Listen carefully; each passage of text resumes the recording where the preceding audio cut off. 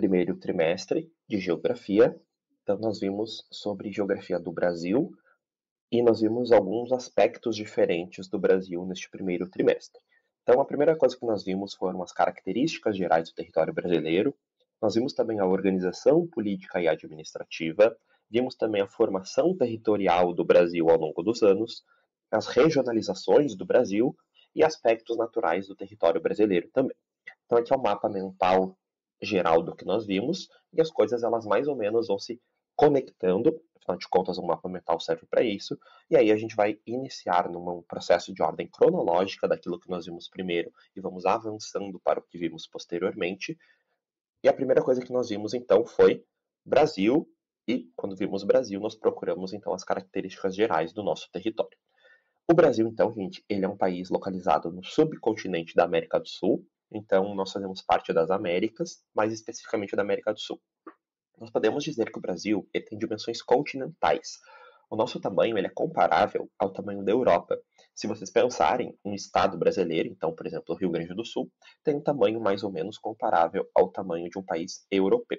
Então, por exemplo, quando tem um jogo do Brasileirão, não é como se tivesse um jogo da Champions League, em questão de distância, se vocês pararem para pensar, né? É como se Porto Alegre e Salvador ficassem muito longe um do outro, né? Como se o Reino Unido tivesse, sei lá, jogando contra um país a leste da Polônia, por exemplo, né? Além disso, gente, o Brasil, se nós fôssemos ver os hemisférios do mundo, ele está no hemisfério sul, a maior parte dele, mas ele também está no hemisfério norte, né? Então, nós temos aqui o mapa do clima do Brasil e a linha do Equador ela está passando aqui, ó. Então vocês podem ver que tem uma parte do território brasileiro que está sim no hemisfério norte, tá? Então a região norte do Brasil está sim no hemisfério norte também. E quais são os entes da nossa federação? Então nós temos a União, que é o governo federal mais ou menos, os estados, como o Rio Grande do Sul, e os municípios, como as prefeituras, como o Esteio. Então, dentro da educação, por exemplo, nós vamos ter um compartilhamento de corresponsabilidades. Então, olha só, a União ela tem, por exemplo, o ensino superior. Então, as universidades federais, por exemplo. Já os estados são mais focados, por exemplo, no ensino médio, e os municípios são mais focados na educação infantil, com creches e pré-escola, e no ensino fundamental. Cada ente vai ter, então, uma atribuição diferente, e essa atribuição vai ser compartilhada com outros entes. Os entes eles gozam de relativa autonomia financeira e decisória. Então, os estados, os municípios e a União, por exemplo, vão ter os seus próprios orçamentos, seu próprio dinheiro, etc. e tal, e eles vão ter também os seus próprios impostos, as suas formas de se bancar, né? Além disso, gente, o governo federal ele tem a Constituição, a lei penal, etc. e tal, e os governos estaduais também têm constituições estaduais, leis estaduais que servem só para o estado, e o município também tem leis municipais, né? No caso do município, nós não temos uma Constituição, mas nós temos uma lei orgânica municipal. Cada município vai ter, então, uma legislação, só que essa legislação tem que ser sempre consoante, sempre tem que fazer sentido com a legislação estadual e com a legislação federal, porque a Constituição, ela submete todos os entes. Um outro conteúdo que nós vimos também ao longo desse ano letivo foi as regionalizações, mas primeiro nós vamos ver a formação territorial do Brasil para seguir a ordem cronológica e fazer mais sentido. Então, olha só, gente. Quando a gente pensa em Brasil, nós vimos então a formação territorial e a gente pensa, beleza, e quando que o Brasil começa? Porque o Brasil, ele depende mais ou menos de três matrizes, né? Nós temos três matrizes. Nós temos os europeus,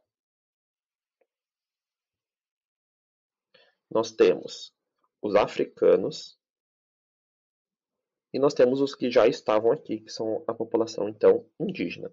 O Brasil, gente, para ser o Brasil, ele vai depender desses elementos aqui. Então, quando começa o Brasil? O Brasil começa antes dos europeus e dos africanos existirem? Bom, essa é uma questão importante, mas é uma questão que eu deixo para os professores de história ou para discussão sociológica, etc. e tal, que não vem muito ao caso para essa aula, para a gente ter mais fins práticos mesmos.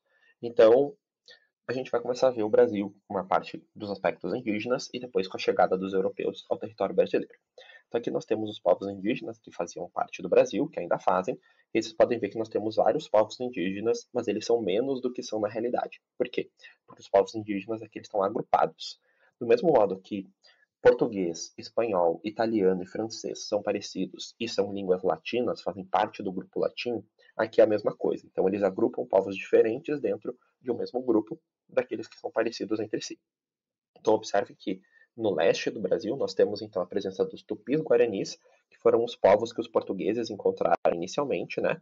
Nós temos também os Gês, habitando o centro do território brasileiro, que são também muito numerosos. Nós temos os aruaques, caraíbas, panos e tucanos no norte do Brasil, de modo geral. Nós temos também os cariri aqui no nordeste brasileiro, o povo da caatinga, de modo geral, né? E nós temos no Rio Grande do Sul os guaranis, principalmente, e os charruas aqui no sul, que vão se tornar nome de refrigerante, nome de posto de gasolina, nome de parque, como o Parque Tupã, que é um deus guarani, e assim vai, né? Então nós temos essa grande diversidade de povos no Brasil, de povos indígenas, no caso, né? Em 1494, gente, no século XV, o Tratado de Tordesilhas foi assinado. O que o Tratado de Tordesilhas fez? Ele basicamente seguiu esse paralelo 50 oeste, aliás, esse meridiano, né? E ele dividiu o mundo ao meio. Então, uma parte pertencia a Portugal, no caso, esse tratado passava em cima do Brasil, e outra parte pertencia à Espanha. Esse tratado, gente, ele está sendo representado aqui. Então, olha só. A linha roxa é o Tratado de Tordesilhas. Uma coisa interessante é que o Rio Grande do Sul ele fazia inteiramente parte da Espanha quando o Brasil recebeu a chegada dos portugueses, né? Enfim, Portugal tinha o direito de colonizar, agora pelo menos no início, essa região a leste do Tratado de Tordesilhas. Então aqui pertencia a Portugal. Os portugueses, gente, eles organizaram um sistema de capitanias hereditárias, que foram territórios mais ou menos doados à elite portuguesa, à nobreza portuguesa, e os nobres eram então encarregados de custear as navegações, custear a colonização, a proteção do território e ganhar dinheiro com isso, né? Então, a primeira coisa que foi explorada no Brasil, gente, foi então o pau-brasil, que vai dar nome ao nosso país, que está aqui representado em verde. Então, nessa região aqui. Gente, o pau-brasil, ele é uma árvore. Então, a árvore não foi plantada, a árvore já estava ali. Enquanto o ciclo do pau-brasil durou, o Brasil ganhou dinheiro com isso. Então depois surgiu um problema, né, que o Brasil ele tinha que continuar colonizando o território e não tinha mais o pau-brasil, não tinha mais nada que desse lucro, já que o ouro não foi encontrado nesse primeiro momento. E aí sim que a coroa portuguesa cria um sistema de capitanias hereditárias que dividiu o Brasil em latitudes, né, dividiu o Brasil nessas faixas horizontais, digamos assim, com cada uma delas pertencendo a uma família. Nós tivemos também no século XVI, gente, o início da colonização a partir do pau-brasil, aliás, da cana-de-açúcar. Então, plantar cana-de-açúcar nos engenhos, com mão de obra escrava, etc. e tal, voltada à exportação naquelas grandes fazendas, etc. e tal. Nós tínhamos também a região de pecuária para alimentar a colônia interna ao Brasil. Então, vocês podem observar, gente, que o Rio Grande do Sul inicialmente não tinha sido colonizado, ao menos por Portugal. Tinha indígenas e já se tinha um contato com europeus, mas nada de uma colonização mais séria. O Brasil, ao longo do século XVII, que são então os anos de 1700, a nossa colonização ela vai avançar um pouco. Então o Brasil ele vai ganhar mais relevância econômica para Portugal, que é um paísinho bem pequeno, né? A Guiana brasileira é bem pequena. Já no século XVII, a colonização ela avança. Então nós ganhamos novas áreas de cana-de-açúcar, que estão representadas em vermelho. Então, aqui no Nordeste brasileiro nós temos bastante, aqui no Sudeste brasileiro. As áreas de pecuária, gente, elas vão avançar nesses formatos meio aleatórios. Esses formatos, na verdade, são rios. Por quê, gente? Porque os rios, eles vão funcionar como se fossem espécies de rodovias, a gente chama de hidrovias. Então, é muito mais fácil navegar através dos rios do que cortando a mata, por exemplo. Então, os rios eles vão servir como áreas de pecuária, tanto pela facilidade de navegação, quanto pela fertilidade que o rio vai trazer, né? Então, esse rio aqui, gente, é o Rio São Francisco, que é o rio mais importante do Nordeste brasileiro. Além disso, nós podemos ver que o ouro foi começar a ser encontrado e nós vemos também as drogas do sertão. As drogas do sertão, gente, elas também vão seguir o padrão de rio. Então, aqui é o rio Amazonas, maior rio do mundo em volume d'água, e as drogas do sertão são drogas como, por exemplo, o cacau, o guaraná, as ervas medicinais e assim vai. O Rio Grande do Sul também começa a ter pecuária, de novo, para abastecimento interno da colônia. É nessa época, gente, que o Brasil começa a se interiorizar também. Então, o Brasil começa a ter a presença dos bandeirantes, que vai dar nome, então, à emissora de televisão, né? que são principalmente paulistas, eles eram mais ou menos indígenas e portugueses, e aí eles vão ser responsáveis pela captura dos indígenas para escravização, tentar encontrar ouro, etc e tal. Chegando no século XVIII, ou seja, anos 1700, nós temos de novo o avanço da colonização, cada vez mais a tomada do interior do Brasil, com a ação dos bandeirantes, né? Mas nós podemos ver então que a pecuária ela se expandiu muito para consumo interno da colônia e colonização efetiva do território. As drogas do sertão elas se mantêm, a cana-de-açúcar ela se expande cada vez mais, ganha relevância, mas na verdade ela acaba perdendo relevância. Ela aumenta, mas perde relevância. Por quê? Porque os portugueses finalmente encontraram aquilo que eles tanto queriam, que era então ouro e outras pedras preciosas. A maior parte do ouro encontrado estava presente nas Minas Gerais, aqui, né, que eu estou mostrando no mapa, onde ficava a cidade de Ouro Preto, que foi uma das maiores cidades daquela época. Aqui a gente teve muito fortemente a presença da mão de obra escrava, que minerou as minas, né? No caso, tínhamos mão de obra escrava nos engenhos de açúcar também. E o Rio Grande do Sul, gente, ele vai ser responsável por produzir parte do gado vendido para Minas Gerais, para o Brasil mais fortemente habitado, com economia exportadora. Então aqui nós temos o ciclo do ouro, né? O Brasil passa por uma série de ciclos. O ciclo do pau-brasil, o ciclo da cana-de-açúcar, o ciclo do ouro, etc e tal.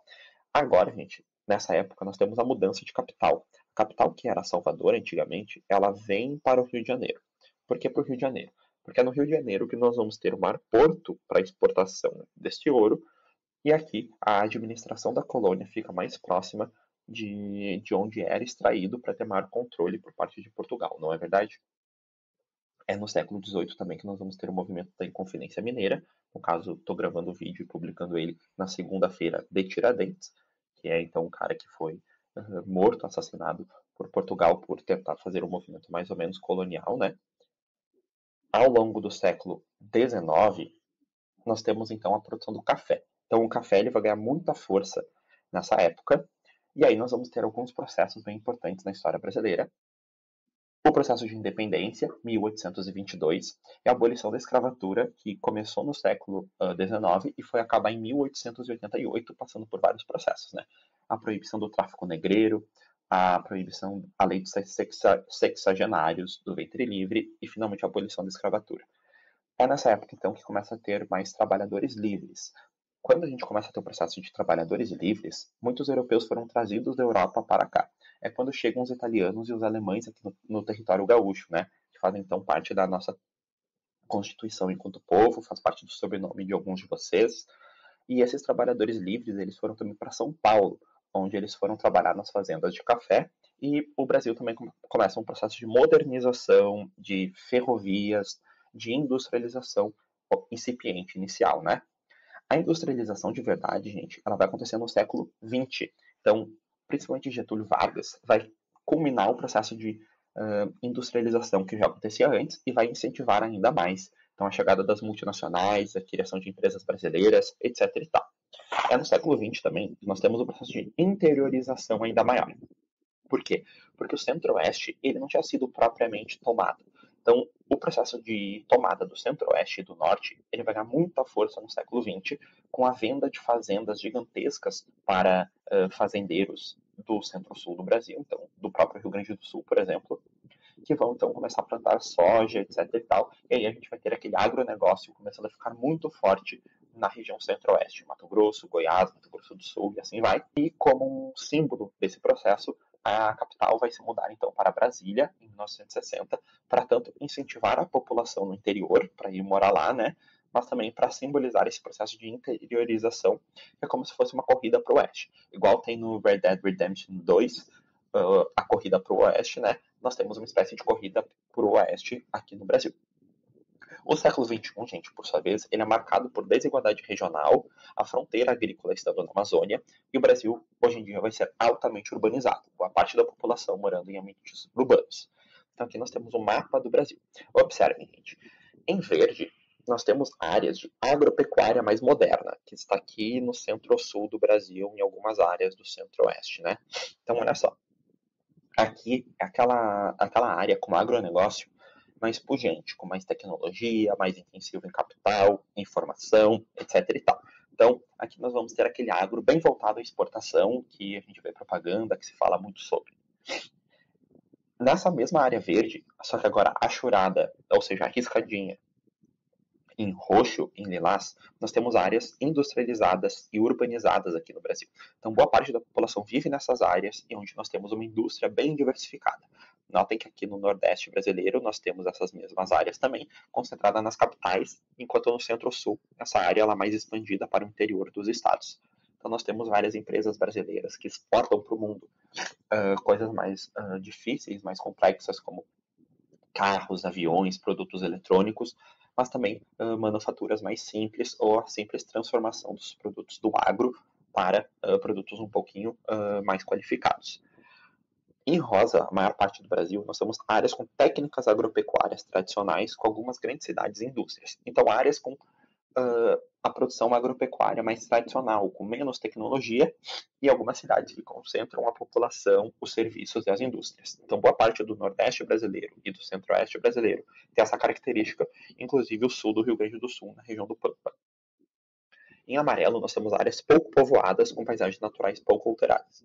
Aqui a gente está falando da Amazônia, que tem menos gente, né, e a população se concentra em cidades como Manaus, Boa Vista e Macapá. E nós temos também a região do Pantanal, que está sofrendo devastação, queimadas, etc. e tal, para a criação de áreas de pastagem, áreas de pecuária. Em laranja, aqui na região Nordeste, nós temos, então, áreas pouco povoadas com economia estagnada. Então, uma economia mais ou menos parada, que não cresce tanto. É uma área muito seca, né? Que a área do semiárido é a área da Caatinga, onde não consegue produzir muita coisa por conta da falta de disponibilidade hídrica. Ou seja, falta água para se produzir muitas coisas mais complexas, né? Então, é uma região diferente do resto do Brasil. E nós temos também a expansão da fronteira agropecuária, que são essas linhas vermelhas, que elas se concentram, se direcionam a duas grandes partes. Ao norte do Brasil, na região da Amazônia, que está sendo muito devastada, e também no centro-oeste do Brasil, na região do Cerrado, que também está sendo crescentemente devastado para a abertura de novas pastagens, produção de soja, algodão, milho, etc. e tal. Então, assim, nós caracterizamos mais ou menos o Brasil do século XXI, e esse mapa aqui nós vamos utilizar para pensar as outras regionalizações. Então, é bem importante que vocês compreendam o que ele mostra, o que ele significa. Indo agora para as regionalizações do Brasil, vamos pensar. Regionalizar, gente, serve para coletar informações, coletar dados, encontrar semelhanças entre os diferentes estados, lugares, etc. e tal, e para usar essas informações para gerir o território. Gerir o território é pensar como que tu vai desenvolver o território, onde tu vai proteger, onde tu vai construir rodovias, ferrovias, infraestrutura de modo geral, para onde tu vai levar políticas de subsídio à industrialização, políticas de subsídio ao agronegócio, por exemplo, assistencialismo social, então programas de assistência social como Bolsa Família, etc. e tal. Então, as regionalizações elas vão nos servir para a gente entender melhor o território e gerir esse território, direcionar recursos a esse território, pensar o território. E aí nós temos 3 grandes regionalizações. A oficial do Brasil é a macro-região do IBGE, que são aquelas 5 regiões que nós conhecemos, né? Então ela vai utilizar critérios naturais, então vai olhar para a natureza, para os aspectos físicos do Brasil, vai olhar para a economia, o que se produz, o que se exporta, riqueza, etc. e tal, e para as características sociais, então a questão cultural, da música, do cinema, da arte visual, e vai olhar também para questões como, por exemplo, a formação étnica, para como as pessoas se parecem, de onde as pessoas vêm, qual é a ascendência das pessoas e assim vai. Nós temos então as 5 regiões que nós vamos ver no mapa a seguir. Ela se alterou no tempo, por quê, gente? Porque ela respeita o limite dos estados. Então, por exemplo, um estado faz parte de uma região só. Então, o Rio Grande do Sul está na região sul, São Paulo na sudeste. São Paulo não pode estar no centro-oeste e na sudeste ao mesmo tempo, tá? Então, nessa região aqui, regionalização, ela respeita os limites políticos e ela se alterou no tempo. Por exemplo, o último estado brasileiro é o estado do Tocantins. O Tocantins se desmembrou de Goiás. Então, se tu nasce, tu tem um novo estado, então a regionalização necessariamente muda. Além disso, São Paulo já fez parte da região sul, por exemplo, nessa regionalização. Hoje em dia não faz mais. Então ela foi se alterando. Além disso, ela é oficial, né? Então nós temos aqui o mapa da regionalização. Então observem, gente. O Rio Grande do Sul, Santa Catarina e Paraná fazem parte da região sul, que está no sul do território. Já no sudeste do território, nós temos São Paulo, Minas Gerais, Espírito Santo e Rio. No centro-oeste, nós temos Mato Grosso do Sul, Goiás, Mato Grosso e o Distrito Federal, que está dentro de Goiás.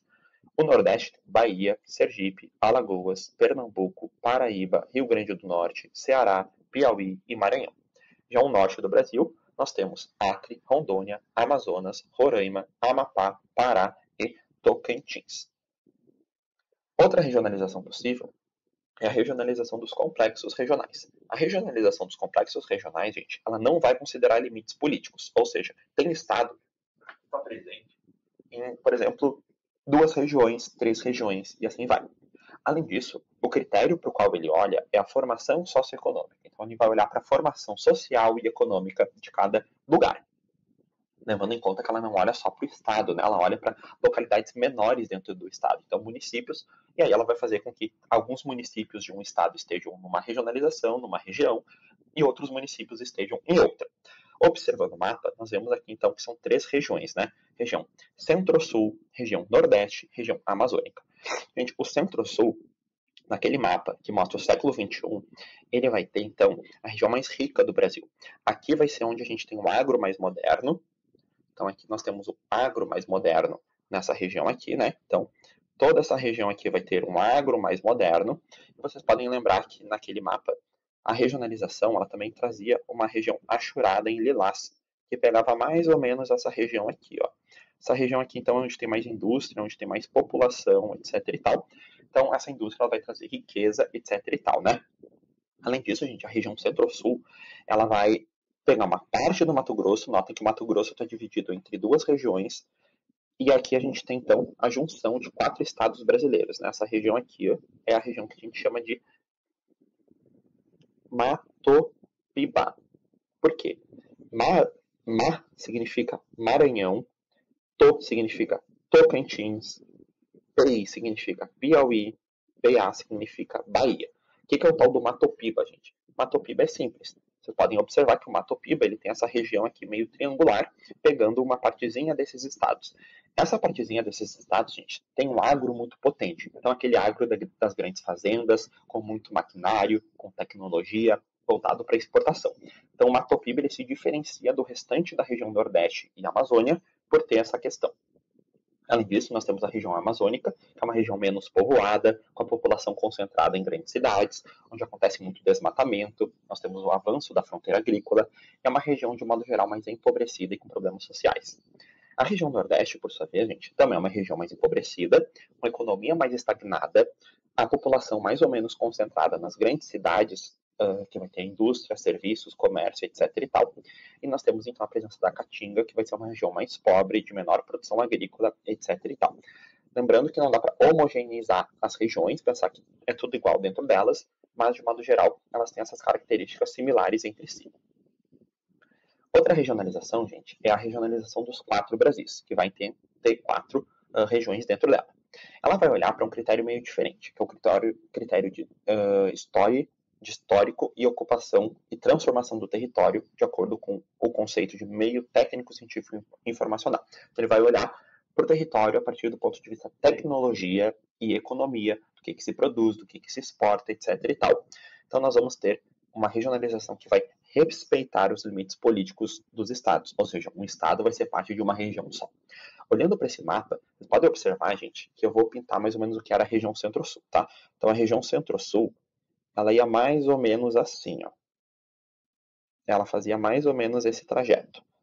Notem, gente, a região Centro-Sul, ela vai ter a região Centro-Oeste dentro dela e a região concentrada. A região concentrada vai ter 2 regiões dentro dela. Vai ter a região Sul, que é Paraná, Santa Catarina e Rio Grande do Sul, e São Paulo, Minas Gerais, Rio de Janeiro e Espírito Santo, que vão formar a região Sudeste, que eu coloquei como SE. Então, região Sul e Sudeste formam a região concentrada.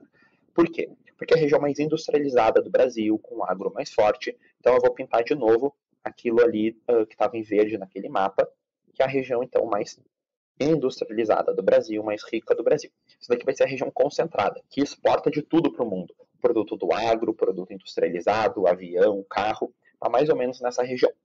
A região Centro-Oeste, que também fazia parte da região Centro-Sul, gente, também vai ser uma região moderna. Só que aqui, a modernidade vai ser, na verdade, então, o agro muito forte. Então, vai ser uma região do agro. E os produtos de exportação dessa região vão ser muito focados no agro. Então, o que vai se exportar é muita soja, gado, algodão, etc. e tal.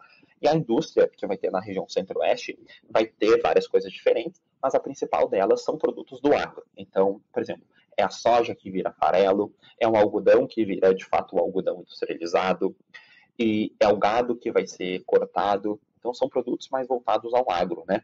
Então, a Centro-Oeste ela vai também se integrar ao mundo, ela vai vender para o mundo, vai exportar, só que vão ser produtos do agro pouco diversificados, muito focado na cadeia da agropecuária. Já a região Nordeste, a região amazônica, elas vão então fazer mais ou menos o que na outra regionalização elas tinham em comum, tá? Uma característica aqui, gente, é que a região Tocantins, ela faz parte da região Norte, na classificação do IBGE, e aqui ela faz parte da região Centro-Oeste, em virtude do agro mais forte. Agora, olhando para os aspectos naturais do Brasil, nós vimos então 4 aspectos diferentes. Nós vimos os climas, o relevo, os biomas e a hidrografia. Notem que esses mapas aqui foram os mapas que eu entreguei a vocês em sala de aula. E aí nós temos então os climas. Vamos olhar. O Brasil, gente, ele tem 5 climas. Ele tem o clima equatorial, que está em vermelho. Nós temos o clima tropical típico, que é boa parte do Brasil. Então é o clima tropical tipo, mais conhecido do Brasil. O tropical úmido. O tropical úmido vai ser o clima da costa brasileira. Então, o clima do Rio de Janeiro, o clima do Nordeste brasileiro, nas grandes cidades, etc. E tal. Então, vai ser aquela coisa quente, úmida, etc. E tal. O clima semiárido, que está em amarelo, que é o clima que vai gerar a Caatinga, e o equatorial vai gerar a Amazônia. E o clima subtropical, que é o nosso clima aqui do Rio Grande do Sul, que ele tem um verão quente e um inverno bem frio, aquelas 4 estações bem pronunciadas. Então, nós temos 5 climas, de modo geral, né? O Rio Grande do Sul é o subtropical, e de modo geral o Brasil ele é quente, tá? Temos áreas frias no Brasil? Temos. Até o Rio Grande do Sul no inverno é frio, mas de modo geral o Brasil é um país quente, tanto que ele é chamado de país tropical. Em relação às formas de relevo, gente, o Brasil ele também é bem diversificado.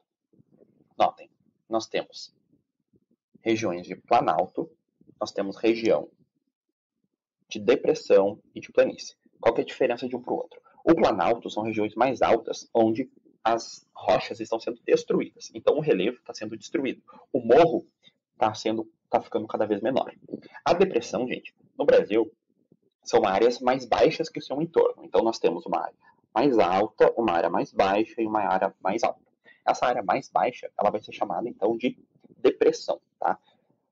E as planícies são áreas onde estão recebendo sedimentos. Então, o morro que ele é destruído, ele vai trazer os sedimentos para uma área mais plana, que vai ficando cada vez mais alta. De modo geral, são áreas também mais novas, né? Então, nós temos essa caracterização do território brasileiro em relação às unidades de relevo.